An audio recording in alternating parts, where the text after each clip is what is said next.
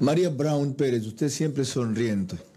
Al mal tiempo le pone buena cara y a mí sobre todo. Así que yo le agradezco esa buena predisposición para empezar. ¿Ya?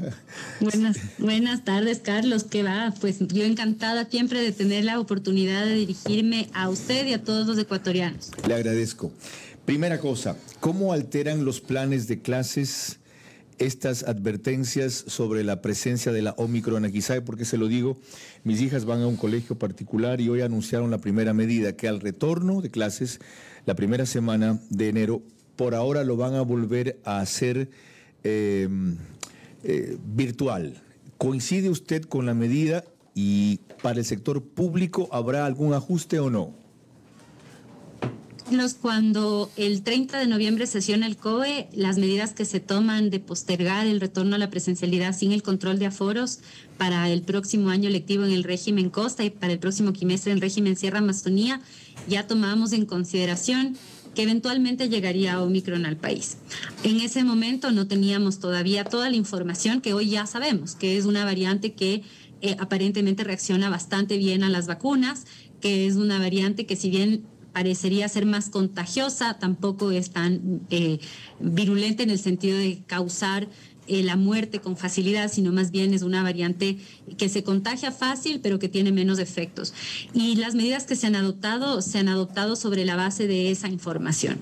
Se han mantenido las fechas del retorno sin control de aforos para las fechas que se preveyó en el 30 de noviembre, y lo que sí se ha planteado es que las instituciones educativas que ya tienen los planes de continuidad educativa aprobados también vayan avanzando hacia la oferta más completa. ¿Por qué? Porque hemos detectado que muchas, pese a tener el espacio suficiente, pese a tener las medidas de bioseguridad suficientes y los docentes están vacunados, los estudiantes en muchos casos también, hay casos en donde se ha dado la oportunidad de presencialidad solo a ciertos grados en ciertos días, y tenemos que ir avanzando hacia democratizar esta posibilidad, darles la posibilidad a las familias que quieren que sus hijos vayan de manera presencial de hacerlo. Las medidas siguen siendo el mantener el uso permanente de la mascarilla, el distanciamiento, la ventilación, el lavado constante y desinfección de manos, medidas que se adoptaron con las otras variantes, incluida la variante Delta, y que han funcionado muy bien, y sobre todo considerando que ahora también tenemos mayores índices de vacunación en niños y jóvenes, no debiese haber ningún inconveniente. Sin embargo, siempre lo decimos en el COE, se revisa cada 15 días porque todo el tiempo tenemos que estar atentos. Ok, 17 horas 24 minutos, estamos con la ministra de Educación, María Brown. La siguiente inquietud es, todos los profesores que están dando clases en el sector público entiendo que tienen al menos ya la segunda dosis. ¿Cuántos, si hay un estimado y si hay una cifra mejor, cuántos de los estudiantes que están yendo a escuelas públicas o colegios públicos están ya con por lo menos una dosis de vacuna? Allí tenemos, varía dependiendo de la ciudad y del lugar en donde nos encontremos en el país. Normalmente las familias que ahora tienen a sus hijos asistiendo o han aprobado que sus hijos asistan de manera presencial, lo hacen ya con al menos una dosis de vacuna. La gran mayoría ya empiezan a tener 2 dosis. Consideremos que en el grupo etario de 12 a 17 años, el 83.72% de la población ya tiene una dosis, el 64.67% las 2 dosis completas, y es en los más pequeños en donde todavía tenemos una brecha que cubrir, que son los estudiantes o los niños de entre 5 a 11 años, que con una dosis estamos en el 68.95%. Y allí es donde hacemos pues ese llamado a que acudan a la vacunación, que acudan a las primeras y segundas dosis. Y los docentes, algunos, Carlos, ya están recibiendo las terceras dosis. Los primeros que fueron vacunados ya pueden acercarse a la dosis de refuerzos porque fue hace 6 meses. La gran mayoría se estarán vacunando con la tercera dosis entre enero y febrero. Estrategia que estamos coordinando con el Ministerio de Salud para poder ya en ese momento, con base en la información sobre las fechas de vacunación, convocar de manera masiva, de manera que podamos cumplir con esta directriz de a los 6 meses poder tener esta dosis de refuerzo, la tercera dosis. Ok, Gisela, buen día, la está escuchando, señora ministra, y le quiere plantear un par de inquietudes. Adelante. Señora ministra, buenas tardes, qué gusto. Días atrás leí algunos temas interesantes, por ejemplo, la cantidad de jubilados, de profesores jubilados que hay, y eso genera un déficit en los alumnos, eso genera, un déficit en los profesores, y es decir que hay gran cantidad de estudiantes afectados. ¿Cuántos estudiantes están siendo afectados? ¿Cuántos profesores realmente son los que hoy tienen que recuperar? ¿Y cómo empezará ese proceso contratista, me parece? Usted mencionaba sobre una propuesta. Sí, es cierto que ha habido la necesidad de reemplazar docentes que se han jubilado o han renunciado o inclusive fallecido a lo largo de los 2 años de la pandemia. El gobierno pasado había tomado la decisión de no recontratar en estos espacios que quedaban vacantes. Esto produjo un estimado de 4.000 docentes faltantes en el sistema educativo nacional. Las cifras exactas se actualizan al finalizar cada uno de los periodos de quimestre y año lectivo, pero sí conocemos también cuántos han sido jubilados. Aquí lo que hacemos es un cruce entre el número de docentes jubilados y la necesidad de docentes, y esto hace que la cifra pueda variar ligeramente. Pero estamos hablando de más o menos 4.000. De ellos, 1.900 ya están en proceso de contratación, y además hemos avanzado en los procesos de también concursos de méritos de oposición, entregando más de 8.000 nombramientos definitivos. Hemos realizado el proceso de sectorización general docente después de 5 años que no se había efectuado ningún proceso de sectorización. ¿Qué quiere decir esto? Es cuando un docente, luego de 2 años de pertenecer al magisterio con nombramiento definitivo, puede pedir un cambio de ciudad, un cambio de lugar de trabajo, y esos no habían sido atendidos a través de procesos de sectorización general, sino solamente con cambios 1 a 1, permutas, llegando aproximadamente 300 docentes al año. Ahora, en solamente 2 meses, hemos llegado a superar más de 1.000 docentes que han podido ya sectorizarse, y seguiremos avanzando en el primer quimestre y en el primer trimestre realmente del año 2022 en los concursos de méritos de oposición ya ajustados, y también en los procesos de contratación que se realizan para nombramientos provisionales o contratos ocasionales. Esto se hace a través de una plataforma que se llama Educa Empleo, para que pueda ser un proceso transparente en el que puedan postular los docentes que deseen pertenecer o trabajar en el sistema educativo fiscal. En la pandemia, señora ministra, recuerdo en muchas ocasiones ver imágenes, sobre todo en pueblos muy lejanos, zonas muy rurales, profesores yendo a las casas de los niños, como no tenían como ir a clases, muchos de ellos, y hoy no creo que en estos 2 años se hayan solucionado el tema del Internet.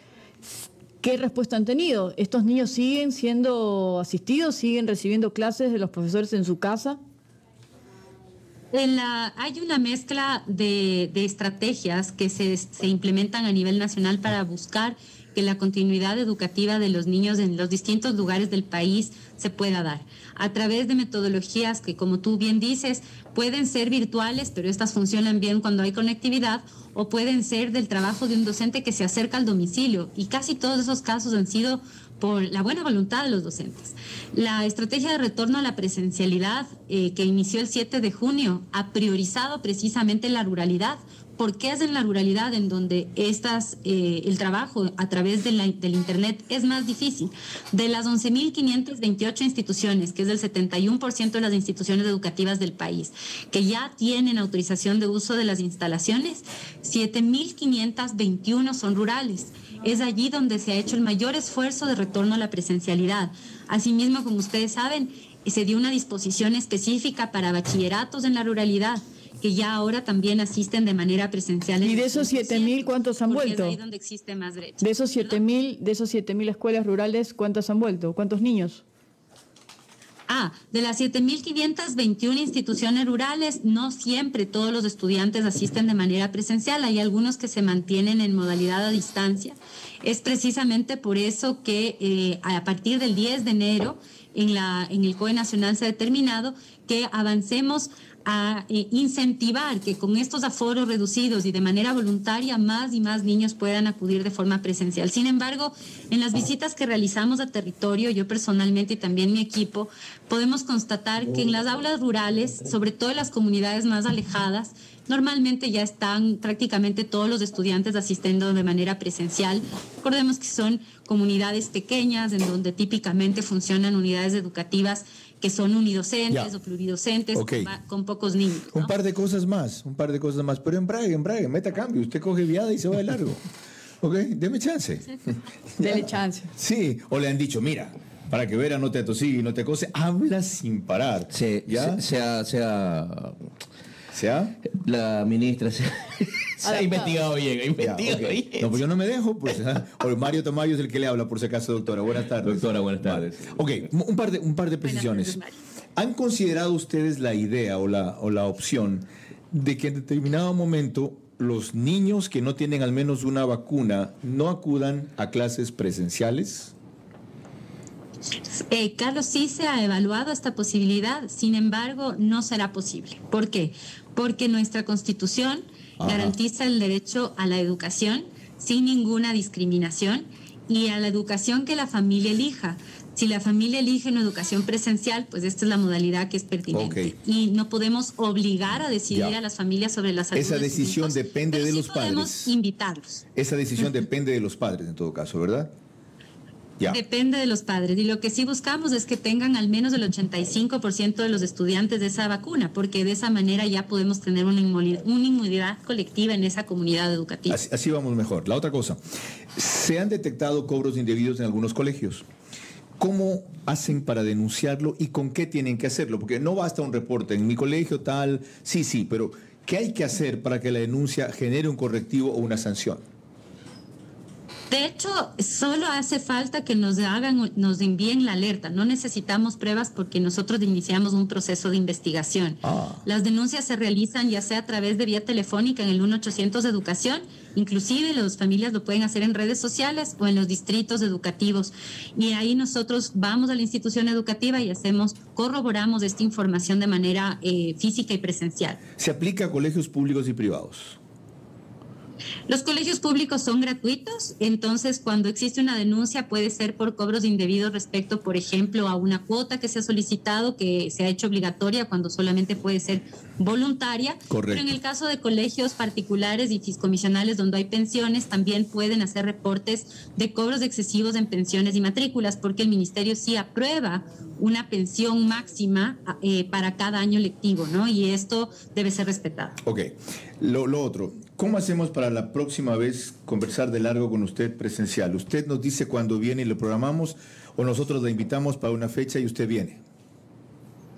Bueno, yo creo que puede ser cualquiera de las dos, Carlos. Creo que siempre es más fácil cuando ya tenemos programado una visita a Guayaquil poder visitarse en el estudio con todo gusto. Escoja. Esta vez hablo de la cabina radio. Aquí el programa dura 2 horas, así que la vamos a mantener al aire 2 horas, no ininterrumpidamente. Alternamos con música, noticias, chistes, etcétera. Hay 1 o 2 machistas en la cabina. Usted les puede parar el carro cuando quiera, no hay problema.